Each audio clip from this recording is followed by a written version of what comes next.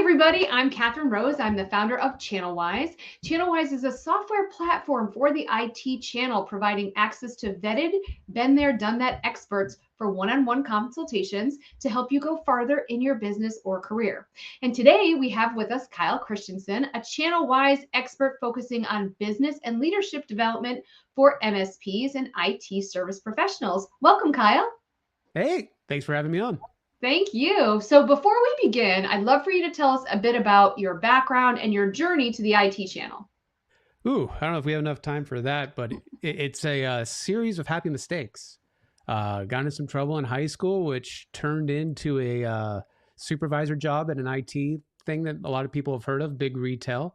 They handed a kid the keys, basically, which was a dumb idea if you think about it.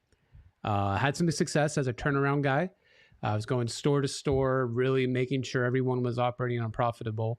And then from there, I kind of fell into the MSP world. A little mom and pop shop started up and working out of a garage. And they said, hey, this kid, can you help us do what you did for, big retail? So I found a lot of my tools from the enterprise space, from the big retail space, really had a differentiator. And I was always more invested into the management of people and management of budgets and forecasts. Found a little thing called The Entrepreneurial Operating System, a book called Traction by Gino Wickman.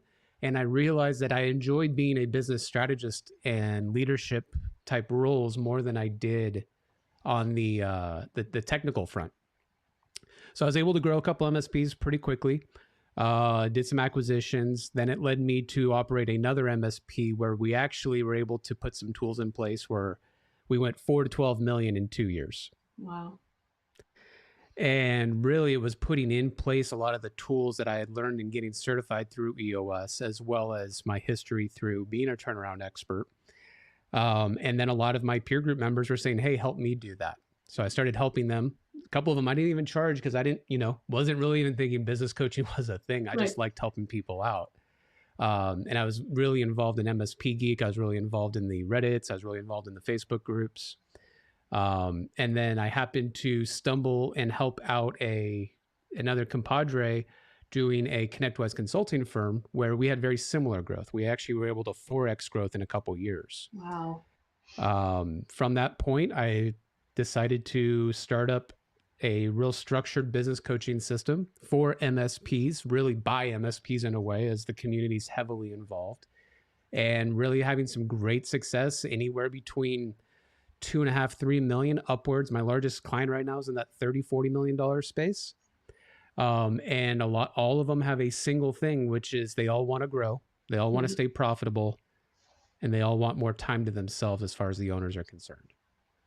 Yeah, that's obviously a big, big thing. And I mean, before we really get into all the growth strategies, I wanted to touch base in with you about, so much has happened, of course, over the last few years, through the pandemic and everything. But even out the other side, you had that great resignation. And now it seems like it's the great restructuring or the contraction. What advice do you have for the leaders out there and business owners who are kind of going through this roller coaster ride? There's 2 words that I've been using a lot this year, and I think it's the same thing that you're kind of alluding to. And the 2 words I've been using a lot first is discipline. I think if there's one thing that I can recall from 2008 and 2012, that there is a market to capture, and it is actual opportunistic for us in the services world, right? We're a fractional business unit, and we are a way for a lot of organizations to save money. And a lot of our clients want to save money, right? Just like we do. Right. And if we have discipline in our business plans and our business strategies, and we stay to them, we ignore all the noise, we ignore all the things that, everyone says we should be doing, and 100% focus to it, then you are able to achieve a lot of these goals just by focusing. And then the other word is the intention. I've been using the word intention a lot this year. And I know both of these words are pretty basic, but I find a lot with my clients, a couple of them refer to me as their chief reminder officer. And I love it, honestly, because really all I'm doing a lot of times after we create their vision, their forecasting, their budgeting, we create their strategy, I start mentoring their leadership team. A lot of times I'm just beating the drum. Boom, boom, boom, boom, boom. because if we can find a way to march to the same beat and do not change pace, do not change direction, it's really just put more fuel in the tank. And what you see, and I see in my MSPs that are able to grow and grow fast, and not grow fast in the sense of they're burning everybody out, they actually end up having good culture and great success because now everybody knows what's expected of them. Everyone knows what the plan is. Everybody knows that tomorrow is going to look like this. Right. It's all of those shiny things, all those things that you see that I could probably have a lot of people not too happy of me saying, right? A lot of stuff in the zeitgeist that goes, hey, go look at this, go buy that. And at the end of the day, that's not how you add to the efficiencies and bottom line of your organization. Well, I'm gonna dig into that because you mentioned discipline, and it sounded like you had some specific things that you wanted to focus, give them ideas of focusing on. So let's talk about that, because I know as a business owner and growing a technology SaaS startup, and a lot of the clients that come to channelWise to book calls with our experts, that's actually a lot of the things that they talk to folks about is not only what to do, but what not to focus on. So yeah, I don't want to throw that back over at you. Ooh, okay. So it's no stretch of the imagination or even hard to find. If you go into any of the communities, you go into any of the public forums that we have, you see a lot of commonalities in the questions that get asked. What should I charge? How should I target a market? What tools should I use?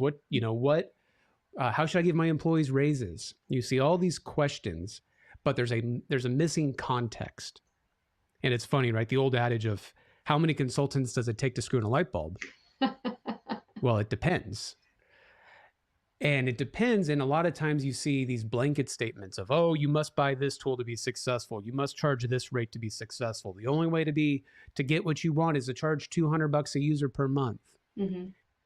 And I think the context that gets missed a lot is, well, what's your goal? I rarely see, business owners go, hey, I am trying to increase my profitability by 14%. How can I do this with a better RMM? Or how can I do that with a better pricing strategy? Right? It's always just give me the answer. Right. Everything. And I think that causes what, people like Dan Sullivan would call the gap in the gain, is we start to measure ourselves off of the community. And now it turns into what I don't have compared to somebody else than what I'm striving to achieve. Right.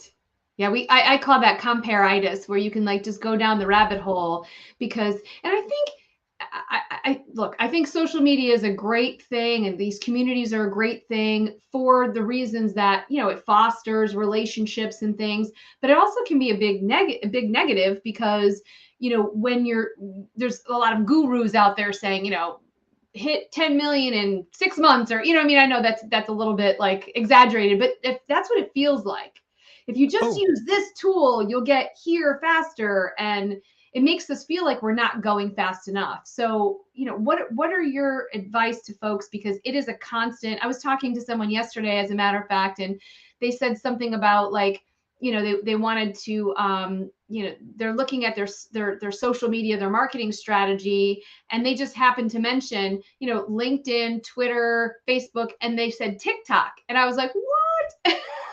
Hold on a second.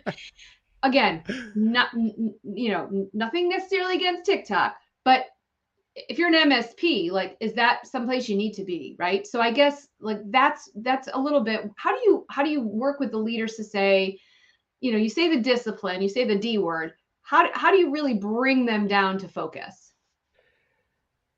Right. It's funny. As you were saying that, my brain was going, it's the old way of marketing like weight loss supplements. You'll lose 20 pounds if you take this pill. And also diet and also exercise. But hey, right? And we got to keep in mind that business to business sales, B2B, right? Someone's always trying to get you to buy their product. Now, when it comes to discipline and going into that, did you say comparativitis? Yeah. Yeah. Is we need to put a goalpost in the sand, and it can't move. And what I have to do with a lot of my MSPs, whether they're owner operator, however it's organized, a lot of times is understand what is our definition of good. What is our, right? You mentioned you have to be $10 million to be successful. I know some MSPs that are only $4 or $5 million, and the owners put a healthy amount of money in their pocket, and they're living happy lives. Just like, and I'm probably gonna get flamed for saying this, the M&A market that we have right now is saying the only way you can be successful is if you sell your MSP. Well, I can tell you right now, private equity, they want to buy your MSP because what other lines of businesses, Catherine, make 65% gross margin? Yeah. I know. Yeah, exactly. An MSP can print money. Yeah. Services can print money because our costs can be so low. Well, what do? We give all of that margin to people that want to sell us an endpoint. We then go to sell our company, right? $3 million. Well, what if your goal is to not retire in 5 years? You don't need to sell your business. So really where I spend a lot of my time with my clients in the first 90 days, and it takes every day in that 90 days to outline what is good for me, what is good for my legacy, what is good for my employees, and let's operate around that. Then the engineer can go wild because now I can reverse engineer everything top to bottom and say, what is going to get me there? Right. So, right, it's, to put it into very simple terms, right? Does $5 million with 14% on the bottom line, does that make your life goals get to where you need to go? Now, without much understanding, right? If we go back to the E-Myth days where, right, the practitioner trying to share their craft with the world, you may not know and understand what top line revenue and what bottom line gets you to what you need. So we got to go through some exercises, some cost analysis to go, okay, is this achievable? Right? Is 25% growth year over year achievable? Are you willing to put that much work forward? And then on the other front, right? Maybe M&A is a good aspect for you because you are in those years where you're like, I would like to retire in 5 years. So how do we operate your cash flow to where then rather than your profitability hockey sticking and making the company wanting to buy you go, how did you all of a sudden make this much profit this month? Right. Go into, oh, you're consistent, you're mature. Of course, I'll give you 90 to 95% cash up front. So really, I think the idea is it's balancing out the goals of the organization, right? What does it cost to give my employees the life they want, my clients, customers the life they want, and myself the life we want? And then go, how many years do we need to do it? And then we work everything backwards. And what's great is about when that flag pulls in the sand, it doesn't move, right? It's not a comparative analysis to where I see some company go, oh, you should be a $10 million company. You go, well, that's cool, but I'm still making a bunch of money and I'm taking a bunch of days off and my employees make further than market value. Right. So I don't need to change. So I don't need to do that. I got you. So really, that goalpost that you're setting is, or the stake in the sand or whatever is really that's their North Star, and they just keep focusing there. It's not to get distracted by, another MSP maybe that just got bought, and they think, oh, maybe I should too, Oh yeah, I want to own that. What's funny is, I guess what's important too with this conversation, there's a lot of research on entrepreneurial happiness, right? Because an entrepreneur can easily burn themselves out. They can have their leadership team drag behind them. And everyone, you hear a lot of words about burnout right now. Yeah. And to me, I think there's a difference between burnout and wasted effort. I think there's a fine line in between these because, if my team's burning out because I decided to put that stake in the sand way too far and it's beyond a stretch goal now it's just it's a feat of impossibility. Right. Okay. Now I need to take that on the chin. But then the wasted effort one really is, are we doing the right things to get to where we want to go? Or are people going in every single direction? Now, when you have that goalpost, and we'll just keep referring to that, or the pinnacle of the mountain, right? You're climbing the mountain type metaphor. Yeah. It's important to look backwards. And I tell a lot of my clients all the time, A and B, always measure backwards. Always measure backwards. Okay. And the reason I say always measure backwards, I even make some of them do a journaling. Write 3 things down today before you go to bed to let yourself go to sleep and close out your day of what was your victorious, what made you win for the day. And when you measure backwards, now you're saying, look at everything I achieved. Look at everything I did. Look at all the cool things I give my employees. Look at how many people I've employed and lives I've changed. Not, oh, we have so much more we need to do. Right. Oh, No, that's interesting because there was an article that was on Harvard Business Review yesterday that I actually shared with a friend of mine that said why success doesn't bring satisfaction, and it really you just hit the nail right on the head that we don't take enough time to celebrate our wins. We don't take enough time to to look at the accomplishments that we've had. We're always constantly even before we hit the goal. We've already moved it, right? you know how defeating that is? Oh, I do. I actually So personally do. Yeah. so contextualizing this, I work with this MSP in the South. They're about 20 million in top line revenue, and they actually had a 50% growth year. Fantastic. Anyone would dream Yeah, of literally adding $10 million to the top line in 1 year, right? that's amazing. Yeah.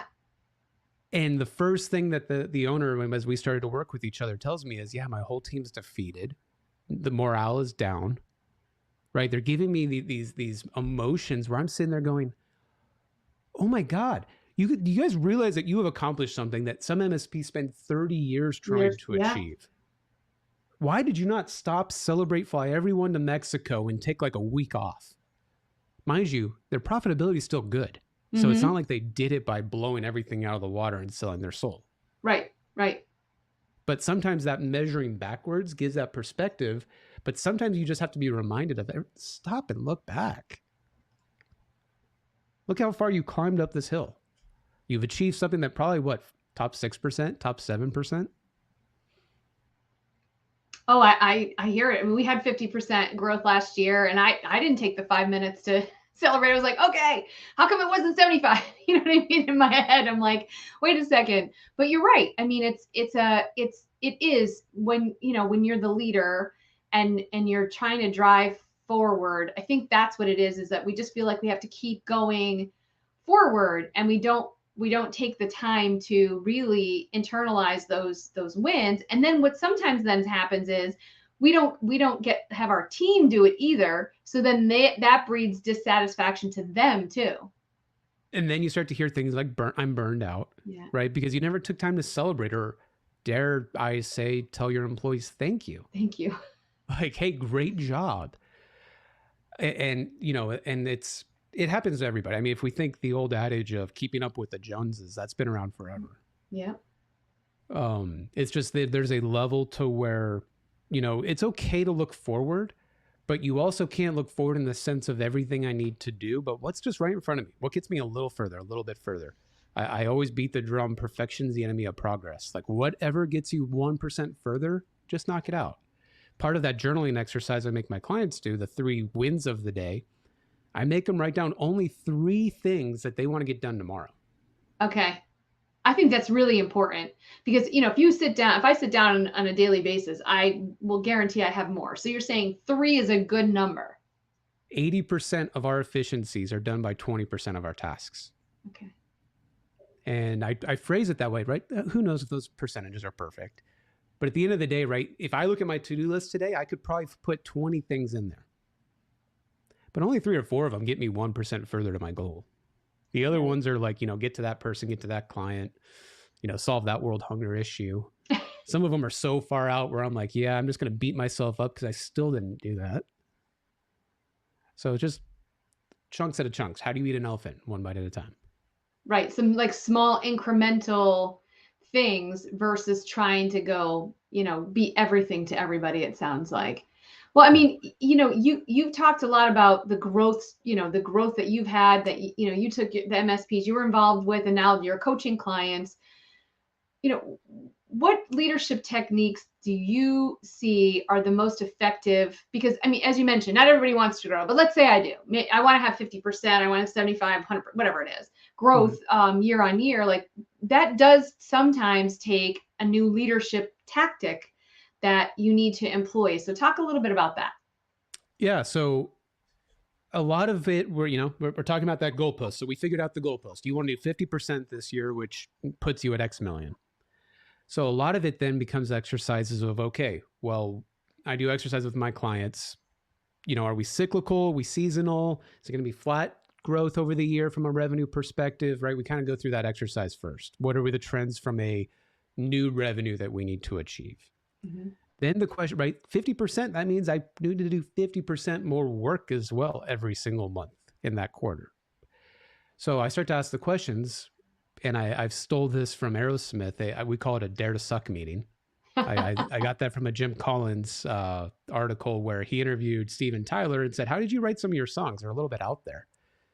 And he goes, we had this thing called a dare to suck meeting where everyone came and wrote on postcards dumb ideas for a song. And eventually one would end up on the table that really hit. So I do a brainstorming session with my clients of, okay, if you have to do 50% more next month, what are you going to need to do? Mm-hmm. Oh, this and that, right? We need a better marketing campaign. We need to refine our target market. We need to add more deals. We're going to need to service those deals. Really, it's coming up with, let's start building a task list of everything that's going to need to be achieved. Okay. And then what we find, right, commonly is most of those tasks are going to fall into 3 categories: find work, do work, or get paid. So let's categorize those tasks into whatever 3 of those categories happen. Okay. And then what I always believe, if more than one person owns it, no one owns it. Let's figure out who owns those 3 categories, right? Who owns, let's call it what it is, sales, operations, and finance. Right. And then let's figure out a way to where we can now pace that in a way to where, are there any of these prerequisites, right? Well, we got to find the clients first before we have work to do. So Q1 might need to be where these 4 tasks in the find work category need to happen. Second category, okay, well then that means we probably need to do Q2 or some part of Q1. We need to get this out of the way. Hire a new manager or refine a playbook, or like who's going to do the work. Yeah, who's going to do the work, or who's going to delegate the work. And we really categorize it out to really have a, the task list, or as some people call them, the rocks. The old, I think it was Harvard's metaphor with the jar and the sand and the rocks. Oh, right. Yeah. And put it in a way where we could think like project managers as owners of a vertical in a company to go, okay, I need to get this done this quarter, this done this quarter, that done that quarter. So now I go into a place to where I can measure backwards and go, cool, I got these 4 tasks done. I feel fulfilled. I did a good job to grow the company. And what I do is I do it to a way where I try to get my clients to where we outline every single task, rock, sprint, OKR, whatever you call it, for the entire year. Wow. And the reason I do that is there's one commonality in a lot of entrepreneurs. We love new shiny things. We have ideas. Right. You hear sometimes the term visionary. Well, visions can be great. And then you open your mouth and your employees are running in the opposite direction than your goal. Mm-hmm. So what I do is I do this for a reason, right? Discipline. And I do this as an exercise as I'm working with my clients as that chief reminder officer, right? I can beat this drum. And when we have a vision of, oh, there's this new fancy tech endpoint that will make everything more secure, I can be like, are we willing to lose our revenue for this? Are we willing to sacrifice one of our profitability targets for this? If you are, then you have to make the decision ultimately, but we're not going to get to that goalpost. Mm-hmm. Oh, but there's hackers and worms and all this other technical stuff. Are we disciplined? Are we here to make money? Are we here to grow the business? Are we here to give healthy lives to our employees? Or are we here to be technology subject experts? Right. And I think that gets lost a little bit on who we are as an identity, which is a whole other exercise I have to go with through and through. Well, yeah. And again, it's the entrepreneur sometimes, because you are a visionary. I mean, you started a business, right? And the then practitioner that wants to share their craft. Right. And then you're right, though. When a new idea comes up, people could start swirling and spinning, and that doesn't really keep them focused. Well, we're just about the end of our time, so I wanted to just kind of ask you, we talked about a number of different things, but what's one big idea that you would like for folks to take away from this conversation in terms of, leadership development or scaling, or, any kind of thing about growing their companies? Ooh, one thing. Honestly, I think there's one big takeaway. It's you have to define what good is for you. And that can be a really difficult question to answer, right? Is it good for me? Is it good for my business? Good for my employees? And I don't think that they have to be mutually exclusive. I think if you have that intention and Right. you're willing to work the discipline, right? This is why my two favorite words this year, Yeah. then I think you can find a way to make them mutual if you are open and transparent with your leadership team. And that's where you see a lot of commonalities in, right? If we use a good to great type example, a lot of good teams that are able to grow businesses fast and scale and everyone loves working there. It's because they're challenged, but they're challenged to do great things. It's not Mm-hmm. what's in my head. It's when I want to do this and I'd ask my team, how do you think that you can help us get to that goalpost? Got it. And when you start to really have that conversation and you're transparent and you're willing to trust your team and delegate all these things that you hear and read in every single business book, but when you're able to be disciplined enough to try it, practice it, that is when you will start to see that great growth. Fantastic. Well, thank you so much. Really appreciate it, Kyle, for today. And thanks everyone out there for joining us. And if you'd like some deeper advice and more, one-on-one consultation, you can go ahead and schedule a call with Kyle on channelWise, and we'll put the link into the post. And if you have any other questions, we have a lot of other experts, and we also look forward to hearing from you out there of the challenges that you're facing and see how our experts might be able to help. Our experts like Kyle, of course, are able to help you. And again, thank you so much for joining us. And until next time, everyone. Thank you.